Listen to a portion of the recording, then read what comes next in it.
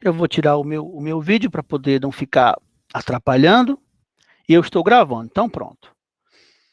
E, ó, gente, então, só para deixar claro, ó, tá aqui a parte do coleta, que legal. O que eu coloquei aqui? Nosso material de hoje, então, a gente começa falando sobre a ideia de documentação de API, especificação e definição, tá bom? E aí a gente vai explicar o conteúdo, explicar a atividade, aí a gente para de fato, voltar a explicar a parte do OASP, API Top 10, tá bom? Então, deixa eu abrir uma nova janelinha aqui, só para a gente poder utilizar esse material. Eu consigo colocar em tela cheia? Cadê? Exibir.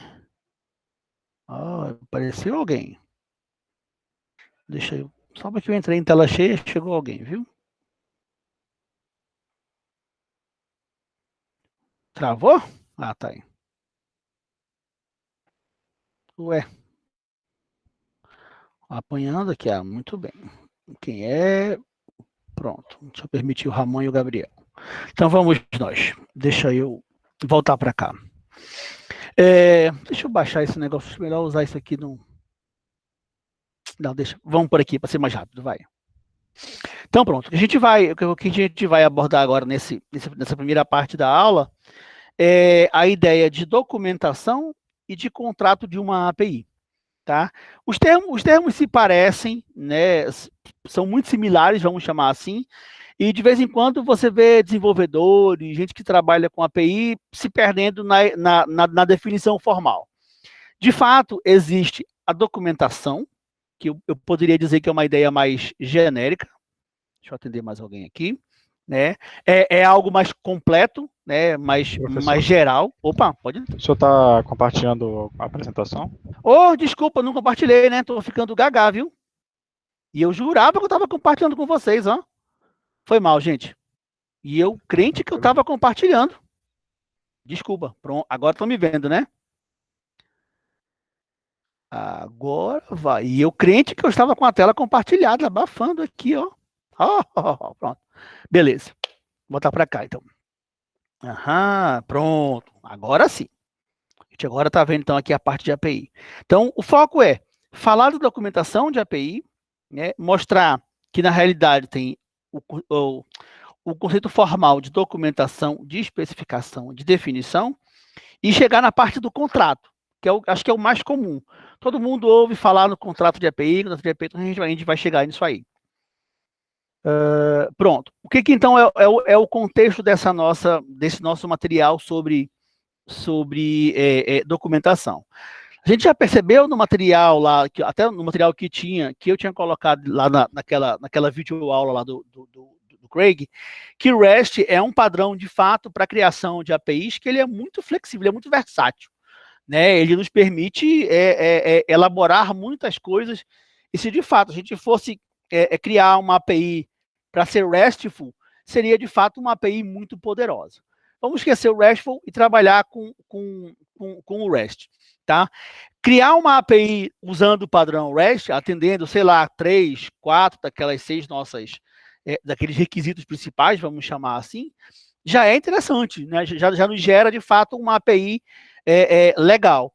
O problema é que, de fato, quem desenvolve a API, né, quem está criando a API, via de regra, não está preocupado muito com a ideia da documentação.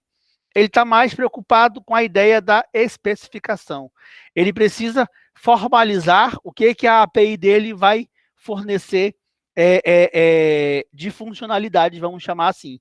Então, de fato, tem uma diferença nesse quesito de especificar uma API e documentar uma API. Então, basicamente, o que esse material nos mostra é que nós temos o conceito de documentação, o de especificação e o conceito de definição. E aí tem a pergunta, né? O que é uma documentação de API, uma especificação de API e uma definição? Eu diria que a documentação da API, né, ela é todo e qualquer material, né, que se refere à API. Tá? Eu diria que, assim, a documentação da API é aquela pasta onde tem tudo. Dentro da pasta tem, sei lá, fotos, imagens, texto, um texto dizendo o que é a API, a especificação da API mesmo, num formato, né, usual, vamos chamar assim, tá? Exemplos de código, exemplos de uso, erros que acontecem com os usuários. Então, a documentação é algo mais amplo, né? A documentação ela é voltada para que o ser humano, o desenvolvedor, de fato, né, consiga ler, consiga entender e consiga utilizar aquela API. Então, a documentação é o carro-chefe, né? É o material de referência, né? Englobando tudo, especificação e talvez até a definição e outro tipo de material que vai ajudar, de fato, o ser humano a utilizar aquela API. Então, assim, tudo aquilo que for interessante, que ajude na experiência com a API, a gente pode chamar de documentação. Tá? E, obviamente, quanto mais documentada, né, quanto mais agradável for a experiência de uso da API para o desenvolvedor, né, seja ele de grande, de pequeno porte, ou até um usuário mesmo, melhor são as chances dessa API se tornar uma API irresistível, né, como diz lá no começo. Se o cara que vai utilizar uma API procura a documentação e ele não encontra, só encontra algo trivial, exemplo, eu acho que a documentação que nós vimos do Spotify é uma documentação muito mais elaborada, muito mais interessante, né? Pegando o material ali de uso da API, do que o material do Mendeley. Em compensação, o material do Mendeley, se a gente esquecer a parte das APIs mesmo, que ele tinha lá o core da API, ele tem toda uma documentação onde ele explica como é que é a autenticação, a autorização, ele dá exemplos, que eu acho que o Spotify faz pouco. Tá? Então, depende muito aí da experiência do desenvolvedor, do que ele acha. Mas a ideia é essa. A documentação é um material mais amplo que vai ajudar, que vai trazer o nosso desenvolvedor a querer utilizar a nossa API. Né? A gente pode ir para essa ideia. Então, assim, quanto melhor a documentação, atrai mais gente, menor vai ser o tempo, né, a curva de aprendizado para utilizar aquela API.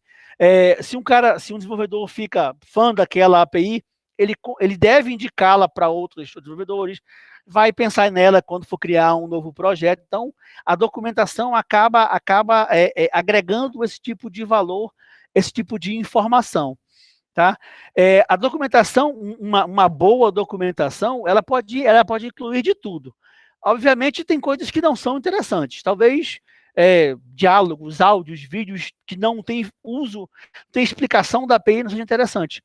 Mas quanto mais detalhado, eu diria assim, mastigado for o material, vai ser melhor para o desenvolvedor que quer utilizar aquela API. E o que é legal é que tem, de fato, um maquinário ou um ferramental que a gente pode utilizar para isso. Né? Grandes APIs, grandes APIs que são bem documentadas, acho que as APIs do Google são um bom exemplo disso, de tudo, né? Do Translator, do Maps, do que você pode imaginar. Elas têm guias, tutoriais, tem alguma outra, tem um material mais interativo, né? Tudo isso ajuda, de fato, o entendimento. E tem ferramental para fazer isso. Né? Eu não vou pegar o pessoal que desenvolve e dizer assim, agora vocês vão fazer também toda a documentação da API. Você já especificou a API utilizando o padrão ABC, agora você vai também fazer a documentação. Não vai, não precisa. Né? Tem ferramental para isso que ajuda a montar esse material, a documentar esse material. E aí é, de fato, saber também utilizar esse tipo de conteúdo. E aí as ferramentas podem gerar documentação mais estática, documentação mais interativa, depende muito do ferramental. Tá? Então, assim, a documentação, né, a documentação como um todo, ela tem que fornecer pistas é ótimo, né? Dados, né? Dados mais completos. Né? Como é que usa, como é que não usa, como é que faz, como é que não faz. Está aqui a definição, está aqui a especificação. Pode ter exemplos de código dos mais variados. Né? Eu vou falar um pouquinho. Eu estava procurando, por exemplo, um problema que aconteceu com a Mendeley, que utilizando ali o endpoint Search Libraries, né, de Documents, lá na API funciona, né? E no Postman não funciona mais. Funcionava, tá? Não funciona mais. porque eu não consegui descobrir até agora. No final eu comento isso. E aí eu resolvi ir atrás, procurar material de apoio para descobrir qual era o problema, e eu só achei material de apoio para PHP e para Python. Tá? Eu não achei material de apoio em outras línguas. E aí depende de como é que a documentação foi elaborada, foi criada. Então, a documentação ela pode ser focada numa única linguagem, num único tipo de especificação, como ela pode ser muito mais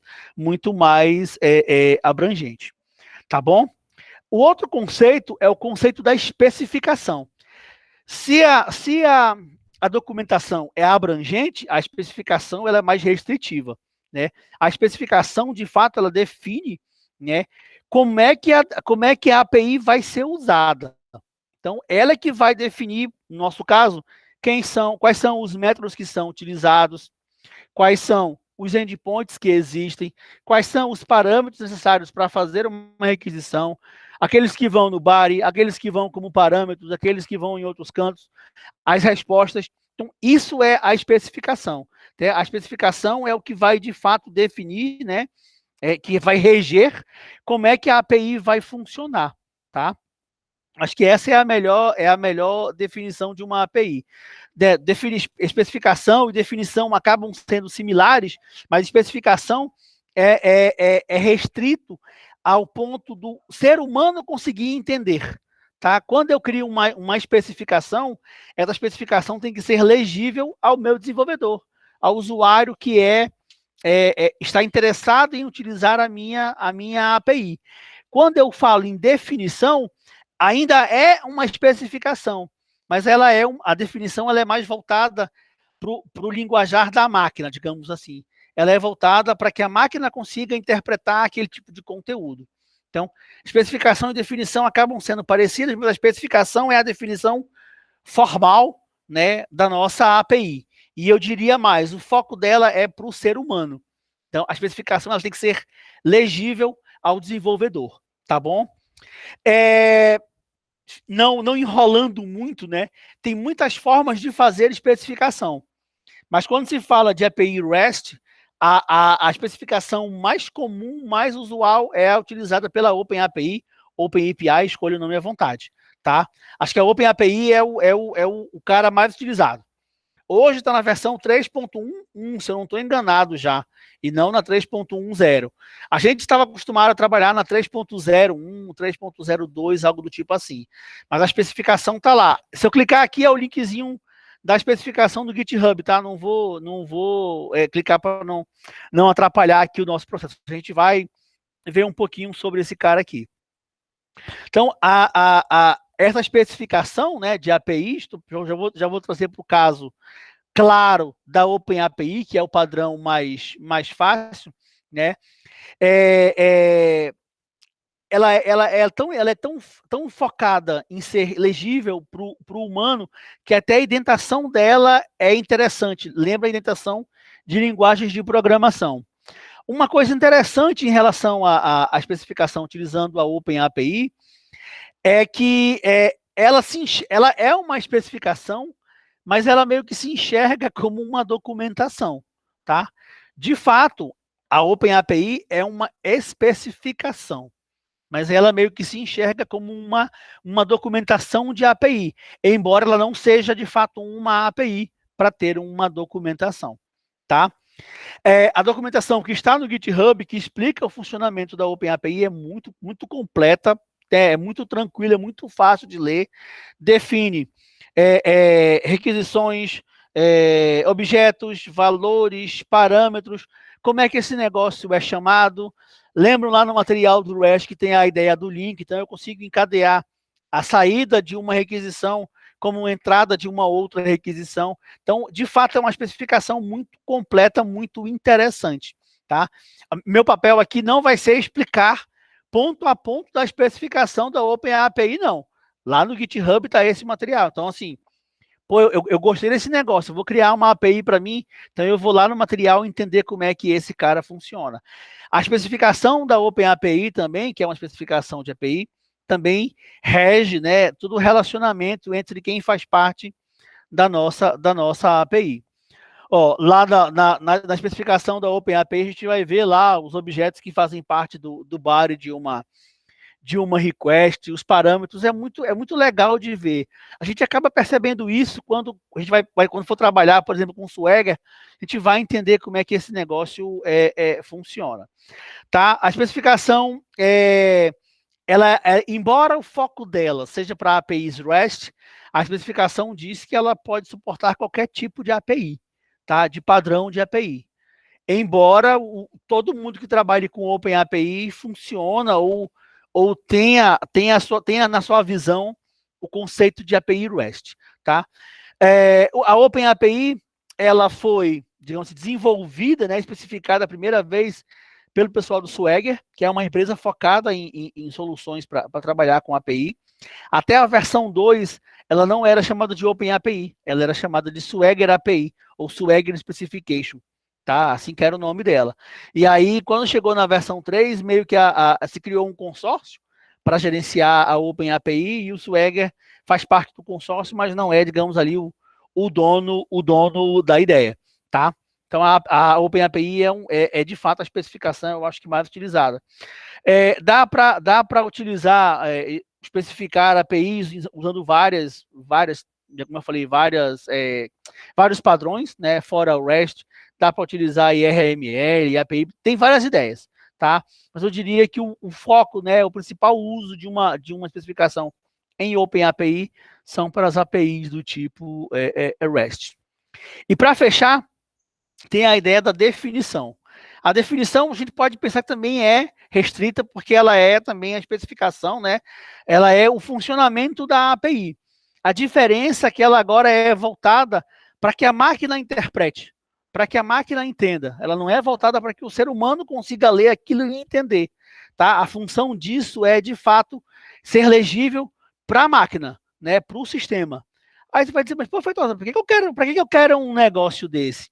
Porque quando eu estou especificando, pode ser que seja necessário, se eu tiver uma documentação muito grande, é muito legal, é muito interessante mesmo, muito mais viável eu ter uma definição da minha API na forma como a máquina vai interpretá-la, do que eu ter uma definição, sei lá, de 500 mil linhas baseadas em OpenAPI, se a minha definição formal para ser lida pela máquina tem lá, sei lá, 4 mil linhas, 5 mil linhas, né? Porque eu não tenho toda a redundância, todo o formalismo, toda a organização, digamos assim, né?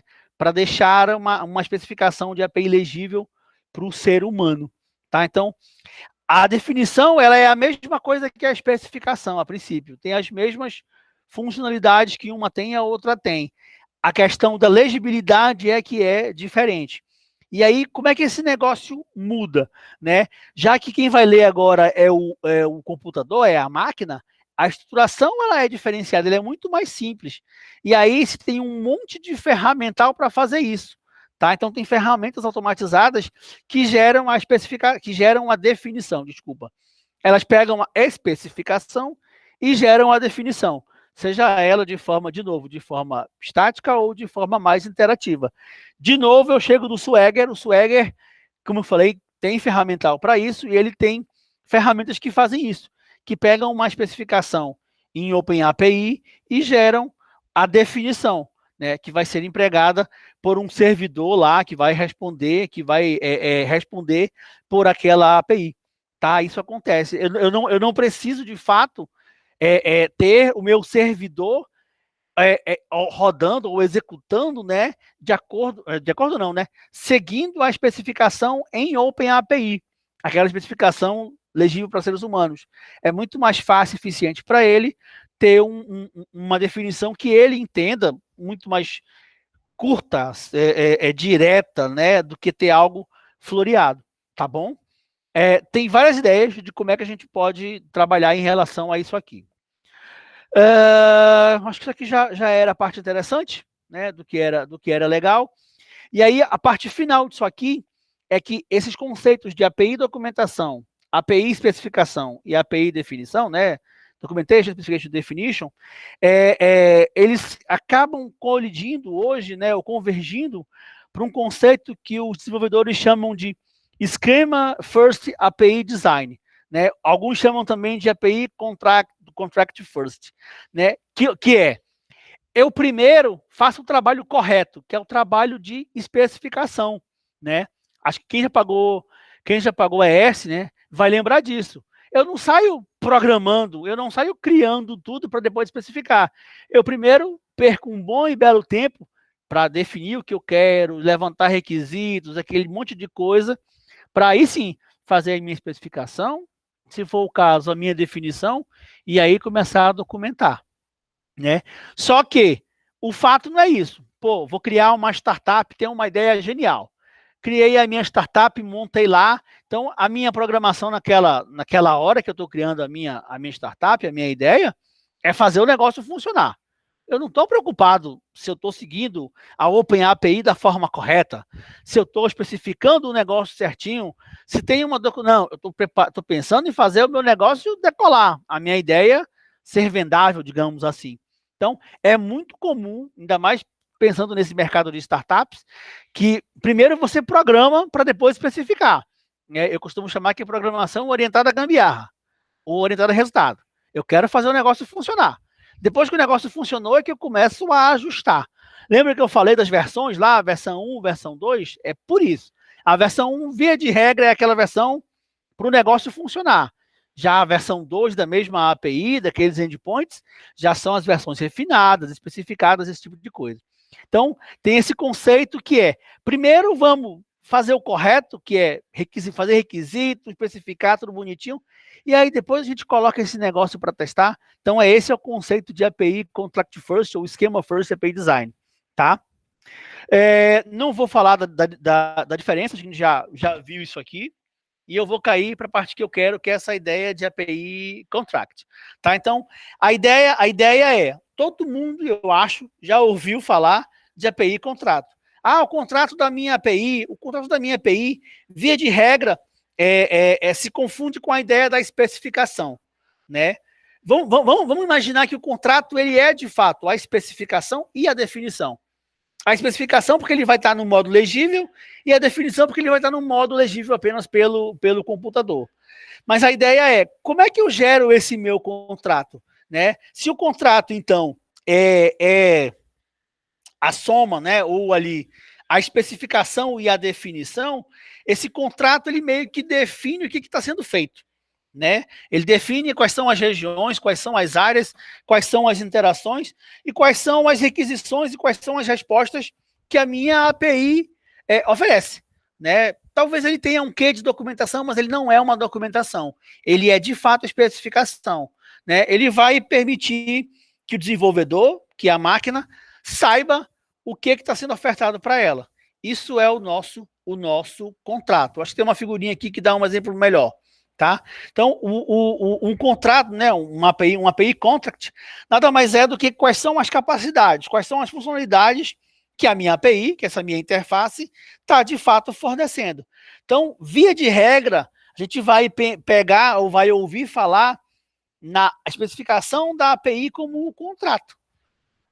Professor, a empresa X, YZPTO, colocou lá no site dela, querendo ou não querendo, não sei, depende do caso, a especificação da API que eles usam. Né? Isso para essa empresa é o contrato dela. Ela está dizendo assim, ó, se você for utilizar a minha API, eu ofereço essas funcionalidades aqui. Não venha para cá reclamar, perguntando por que não tem mais um parâmetro na endpoint, na requisição A. Por que a resposta do endpoint B tem 4 campos a mais, eu só queria um. Então, não adianta isso. Por quê? Porque a especificação funciona como contrato. Nada impede que se firme de fato um contrato agora formal, eu contrate aquela organização, aquela empresa, para que ela me forneça uma API padronizada, né, customizada para o que eu quero, tá? Nada proíbe. Mas se a minha API é uma API genérica, gratuita, a especificação dela é o contrato de fato. Né? Ela diz ao desenvolvedor, ao usuário, o que ela fornece, como ela fornece, do jeito que ela fornece. Não adianta reclamar. E nem adianta querer mexer, que não vai conseguir mexer. né? Não vai conseguir criar um método novo porque a definição, a especificação de fato não é sua. Então, o que o pessoal advoga é, já que a especificação é o contrato, né, a especificação e a definição, a especificação é o que vai ficar legível, porque de fato é o que está visível, né, a definição já é mais máquina. O que o pessoal advoga é, pô, em vez de a gente fazer tudo dessa corrida de cavalo, né, primeiro eu faço o negócio funcionar, testo um método, testo outro, vamos de fato seguir os padrões de engenharia de software, né? Vamos pensar em desenvolver uma API de forma correta, pensar em desenvolver uma API verificando os requisitos, fazendo os levantamentos corretos, sei lá, questionários, do que for, para aí sim pensar na especificação. O que nós vamos fornecer de funcionalidade? A funcionalidade A faz isso, a B faz isso. Então, tem todo esse conceito. Obviamente, quando se cria uma API pensando nisso aqui, eu acho que talvez se perca um bom tempo no começo, mas esse tempo vai ser ganho depois, porque vai ser muito mais fácil, de fato, especificar isso, né, colocar isso num formato e implementar. Sem falar que você já pode pensar, né, na hora de criar a sua especificação, para ela ser reutilizável, ser ajustável, ser flexível, não sei. Tá? Então, dá para se pensar nesse tipo de coisa. O problema é que, de novo, eu estou acostumado a ver as APIs que eu consigo encontrar por aí, o que eu peço, e elas são bem falhas, simplistas, porque não teve trabalho de documento, trabalho de primeiro especificar, levantar requisito. E sim vamos fazer funcionar. Eu preciso de tal funcionalidade, tem que funcionar desse jeito aqui. O cara vai lá e faz o negócio funcionar. Se estava correto, se estava errado, não sei, tá? O que é legal? Né? Quando você cria, né, APIs, pegando esse conceito, né, de focar primeiro na definição desse esquema, além, obviamente, lá acho que da reutilização do teu código, acho que custo também, você gasta mais recurso no começo, mas depois aquilo se torna muito mais fácil de fazer. E acho que para os próximos desenvolvimentos, esse padrão de primeiro levantar para especificar acaba se tornando usual. Mas fora isso aí, obviamente, uma vez que o negócio está bem especificado, foi bem feito do começo, eu consigo que as minhas equipes trabalhem em paralelo. Né? Eu não preciso trabalhar sequencial. Na semana vamos criar a API, a funcionalidade A. Acabou? Acabou. Agora vamos para B. Não, olha. Equipe 1 vai trabalhar com a funcionalidade A, equipe 2 com a B, 3 com a C. O negócio funciona melhor. O custo acaba sendo diluído quando você desenvolve muito. Né? Talvez para uma única API o custo seja muito alto. Mas se aquela API depois vai sendo melhorada, utilizada, negociada, né? Esse custo acaba. Né? Você vai acabar, de fato, lucrando. É comprovado que se eu faço o negócio do começo certinho, eu consigo colocar no mercado essa minha API muito mais facilmente do que uma API que não teve documentação, que não foi pensada. Isso é padrão, tá? Também você garante que o teu desenvolvedor agora vai ganhar experiência, né? Porque ele tem, de fato, agora, ele sabe como seguir para criar aquela API e o risco daquela API dar errado vai ser muito menor, tá bom? Acho que não vale nem a pena eu me dar o trabalho de explicar cada um desses caras aqui, eu acho que é interessante, tá? Deem uma olhada aqui, deem uma lida no que tem em cada um aqui. E só para lembrar que a ideia é essa, tá? O correto, né, o esperado, é que a gente primeiro trabalhasse pensando em como especificar, no que a nossa API vai fornecer, para de fato depois especificá-la e criá-la e assim poder usufruir. Mas infelizmente não é o que acontece de fato. Tá bom, gente? Eu vou parar aqui essa apresentação. O material está lá no Colab Web já, e eu vou voltar aqui para falar do material. Ó, lá no Colab Web tem a especificação, né, da OpenAPI, tá? Então, tem um GitHub dela todinho, dá para ler, dá para baixar, dá para olhar, ok, tá aqui tudo bonitinho, tá? É muito tranquilo, é muito... daí a versão agora, a corrente é a 3.1.0 e deve ter outras versões aí já em andamento, tá? Dei uma olhadinha aqui. Aí aqui tem um outro material que já é um vídeo do YouTube sobre como é que a gente faz para utilizar, para criar uma especificação em OpenAPI, tá? Não vou aqui chegar nesse ponto também, mas está lá o material. E tem um outro materialzinho já que é, de fato, como é que se desenvolve, como é que se especifica, né, OpenAPI utilizando...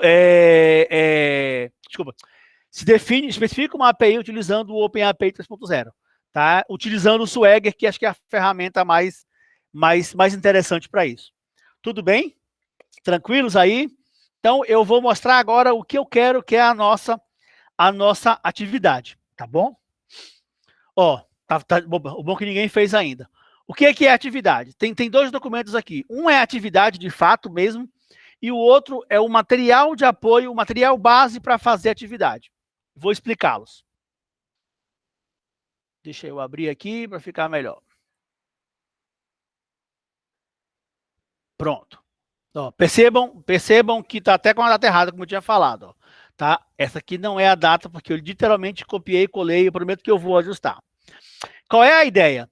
Naquele anexo lá, naquele TC Workbook, é uma atividade, né, de um grupo de pesquisa, não é novo, 2018 esse material, onde essa atividade é justamente para fazer a especificação de uma API, tá? Então, é um material que está em inglês, e aí a atividade é mais ou menos isso, é pegar esse TC Workbook, ler esse material e realizar os 5 primeiros trabalhos que constam lá, tá? Tem 5 atividadezinhas lá, e elas são super fáceis de fazer.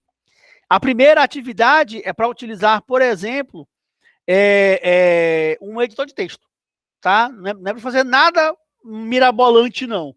Vocês vão ler lá, ele tá mostrando como é que se cria a parte inicial, a descrição de uma API, vamos chamar assim. Então, o que eu quero, de fato, é o que está lá. É um arquivo texto, né, com essa especificação inicial de uma API, como se fosse uma espécie de comentários. O que a API é, o que ela faz, qual é o público-alvo, esse tipo de coisa, tá? Se a gente vai utilizar, tá aqui, ó, a gente vai utilizar, nesses 5 trabalhos, bloco de notas, um editor de texto qualquer, tá? E o Swagger. O Swagger você pode baixá-lo, como ele tem essa versão online aqui, eu vou abrir rapidinho, tá? Então, à vontade. Você pode utilizar a versão online do Swagger, né? Isso aqui é uma especificação, né? Tá bonitinha. Já vem com o próprio Swagger aqui, ok? Ou, cadê a minha? Abri aqui, foi? Pronto, tá? Ou você baixa ele à vontade, tá? Então, o material tá lá. Qualquer dúvida, podem me perguntar, tá? Lembrem que, como esse material é de 2018, ele foi feito no padrão Swagger. Talvez, se eu fosse chamar assim, a especificação OpenAPI 2.0, tá? Eu não quero isso. Eu quero na especificação 3, tá? 3.10, 3.01, 02, à vontade, tá bom? Então, você tem que entregar, ó, o 1, né? Atividade número 1 que está lá, que é no formato de texto, que eu falei que era um arquivo texto mesmo. Já a atividade 2, 3, 4 e 5, elas são entregues utilizando um único arquivo YAML, que é um padrão lá de documentação, vamos chamar assim, de formatação, que é o formato que o Swagger gera, tá bom? Então, na regra, vocês vão fazer a atividade 2, 3 e 4 no Swagger e ele vai gerar. Professor, estou viajando, então deixa eu abrir aqui esse material agora, que é o carinha do workbook. Deixa eu abrir aqui no Firefox, que eu acho que fica até melhor. Pronto. Então, ó, é um material, não é tão grande, são 18 páginas, tá? E ele é um trabalho de documentação mesmo de APIs, tá? Então, tem aqui, ó, número 1, o que ele está querendo? Ele está criando a especificação, né? Aquela parte inicial de formatação, de definição do que é uma especificação. Então, assim, ó, eu tenho que adicionar título e o autor. Ó. O que é? Está aqui, ó, title e o autor. Eu tenho que adicionar uma unidade de seção para na seção colocar informações, parâmetros, objetos. Seção. Então, é literalmente, né, copiar e colar o que está em Courrier New, acho que deve ser essa fonte aqui, entendeu? E colocar isso tudo num arquivo texto. Oh. Primeiro trabalho é esse, super tranquilo, tá? A partir daqui já não. Você vai agora, né, criar de fato a tua especificação, ó. Essa especificação todinha que está feita aqui, ó, ela está utilizando Swagger 2.0. Se copiar e colar isso aqui no Swagger, ele vai entender. Vocês vão precisar fazer a meio que conversão para 3.0. É super fácil, não tem trabalho quase nenhum. Quase falo que a ferramenta faz sozinha também, tudo isso aí, tá? Então, meio que ler o material, pegar o código que já está aqui, colocar na especificação e fazer o ajuste que vai sendo pedido, tá bom? Por que que eu falei que eu quero uma única especificação, um único arquivo YAML? Porque o arquivo 2 é o começo. Desculpa. O trabalho 2 é o começo. O 3 é um complemento do 2. O 4 é um complemento do 3. E o 5 do 4. Então, na realidade, o arquivo único no final é o 5, né, da atividade 5. Porque ele já agregou, para te chegar no 5, tu teve que fazer a 2, a 3 e a 4. Tá bom? Então, é esse o trabalho, ok? A gente pode marcar depois para tirar dúvidas. Se eu não estou enganado, eu deixei esse trabalho para ser entregue no dia 26. Tá, então não são, na realidade, 2 semanas. Então, não, são 2 semanas. Né? Não, 2 não, né? Quase 2 semanas, 10 dias. 11 dias aqui, segundo o Colab Web. Tá? Não é um material complicado, é bem tranquilo de fazer e é literalmente ler, né? Copiar, executar e gerar a resposta. Só isso. Tá? Esse é super tranquilo. Tá bom? De novo, ele é individual e ele vale também os nossos 10 pontinhos. Alguma dúvida aqui? Não, por favor, se manifestem se tiverem alguma dúvida. Não? Então tá. Eu vou, então, como eu tinha falado, eu vou só interromper aqui o meu compartilhamento rapidinho. Eu vou fechar também a gravação, até para eu gerar arquivos separados.